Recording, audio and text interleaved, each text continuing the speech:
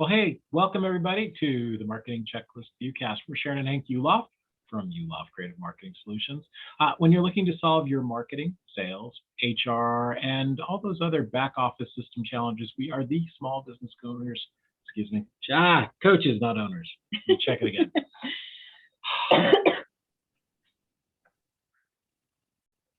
Hey, welcome to the Marketing Checklist Viewcast. We're Sharon and Hank Yuloff from Yuloff Creative Marketing Solutions. When you're looking to solve your sales, marketing, HR challenges, we are the small business coaches that you call. On this viewcast, you will meet and learn from successful entrepreneurs who are out there making it happen right now. Yep, here's how it works. Every one of our guests gets sent the same question, so you have a pattern when you're watching several episodes. We'll vary a little bit, but we'll still go right down the same list of questions. And here's the kicker. The interview itself will be just 7 minutes, 21 seconds long. Yep, 7:21, because our anniversary is July 21st. All right, why don't we get started? Would you interview and introduce our guest? For sure. Today, we get to learn from Tim Law of Playing It Forward Coaching. Welcome in, Tim. Hello, Hank and Sharon. It's really an honor to be on here with you, and I appreciate it very, very much. Glad to have you. Gladly. All right, here's question number one. Keeping in mind that we only have a 3-story building, what is your elevator story? Yes, my elevator story is with Playing It Forward Coaching is to help and assist teens with key success habits for a higher quality of life, basically encouraging self-reliance, going the extra mile, and also believing in themselves. That's probably one of my specialties, is helping teens, young adults believe in themselves. I can remember back those days. Yes, that's very, very valuable. So can you expand a little bit more? What is your business really all about? Well, the key is, Sharon and Hank, is helping teens and young adults navigate successfully into adulthood, because there is that transition where they're really dependent on their parents for quite a bit. And then we look to try to help them be able to move into the world of adulthood. Cool. Okay, so keeping in mind that they're probably not the ones listening, it's probably their parents. Why should they flock to you? Well, I think because the idea is my skill set. I've developed some of these techniques over the last 4 decades, which have been very, very useful as far as and helpful with lots of kids that I've had in a classroom and or coaching. And the techniques that I use have worked very, very effectively, and combined with a lot of humor that, it's worked out very, very well. What's the age range that you work with? Generally, probably mid to late teens, early adults, maybe early 20s, somewhere's in there, mid 20s even. Okay. And what tips could you give to our listeners? Well, I think the tips that I can give to the listeners is how critically important it is for their son or daughter to, develop a marketable skill, chase that skill with a solid work ethic, develop people and communication skills, and always go the extra mile, because, we do live in a competitive society and everything. And I know there's a lot of employers that are looking for kids that have, a lot of proactiveness and everything. And they're also going to have to do this if they decide to start their own business. They're going to have to be very proactive and, go after it. For sure. For sure. What's an amusing job title for you, Tim? Well, I guess I would say I speak teen. In other words, I understand this age group very, very well. And I would say, that would probably be a good fit. I wonder if that URL is available. I don't know. I speak teen. You should look that up. I speak teen.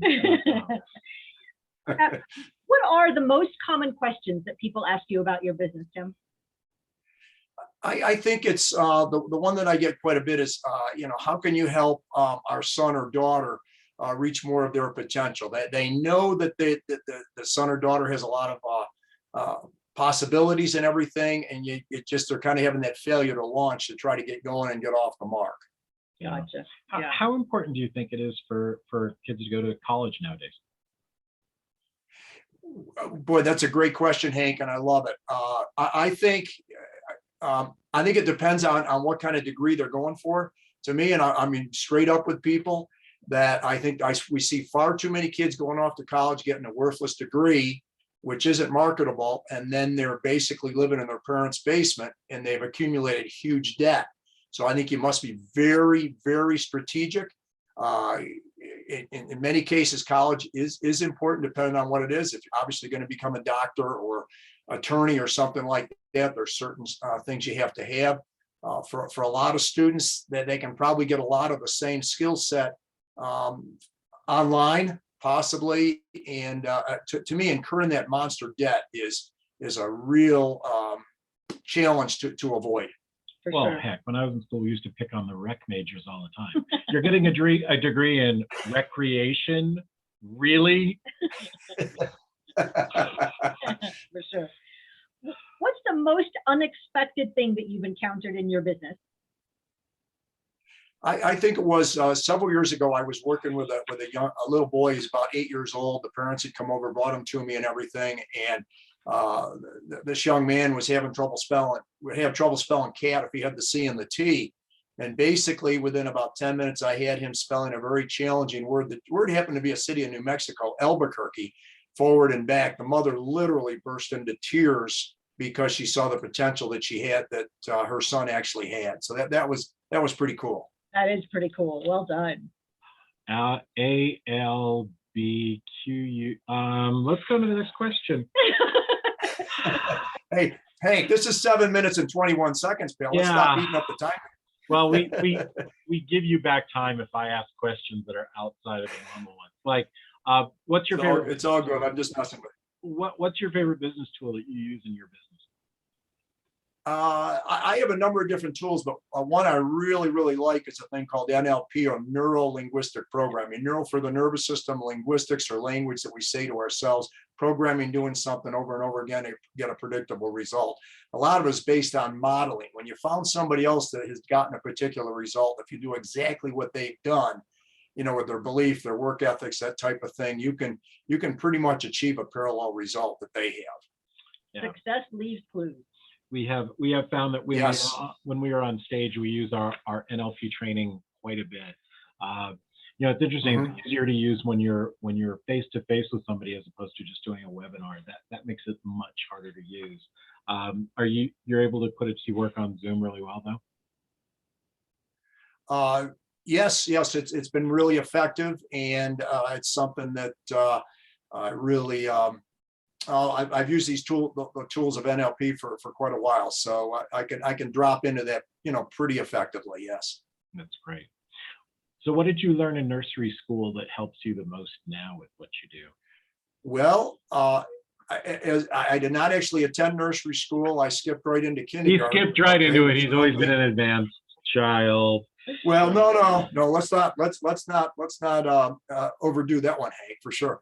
No, we didn't. Nursery school was not available for me anyway. But probably the thing I learned most in kindergarten would have been teamwork. Getting along with other children, that kind of thing. I think that's very, very useful. Okay. Is there a perfect lead or referral you could get from somebody watching your interview today? Yes, I think it would be somebody that is having, they either know somebody or they're having a son or daughter that they're just that they are, fairly motivated. You want to become somebody, and they just need a few more tools to help them, move forward as far as, getting ahead and that kind of thing. Yeah. Is there someone in the business world that a joint venture would make sense for you to chat together? Absolutely. Yeah. In fact, I'm tied into LinkedIn. Actually, I was in it before. I'm a little more tied into it again. And I think that certainly within the business world, these individuals, they may have or know of somebody that's maybe struggling with a son or daughter, mid-teen and later up to mid-20s or so, that would know that they could do a lot, better as far as their life's concerned. Got it. And our last question is there a way for people to get in touch with you? Do you have an offer you'd like to give them? Sure.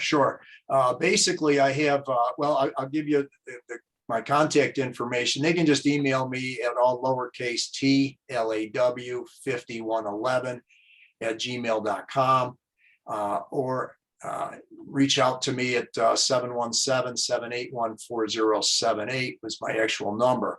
Now, as far as an offer is concerned, anybody that were to send me a client that I ended up working with, and I always do a 15 to 30 minute no cost or no obligation consultation. And I would set up a generous split, 25% or more. They could go through PayPal or Venmo, that kind of thing, as a an incentive to send people that obviously I never would have met without their help. Awesome. Well, that was awesome. You did a great job. Of course he did. Well done, Tim. By all means, as he said, you can connect with him via email or phone, playingitforwardcoaching.com, and on YouTube. So go connect with Tim. And if you'd like to connect with us, make sure that you go to howtogetttherefaster.com. Yep. How to Get There Faster is where you'll get your free 30-minute success calls. Most small business owners report back to us that conversation was worth at least $10,000 to them in increased sales or in savings that we help them create from things that they were doing a little off path. And if you would like to be on the Viewcast app as well, let us know that when we connect at howtogetttherefaster.com. Thanks for being here, everybody. We'll see you next time on the Marketing Checklist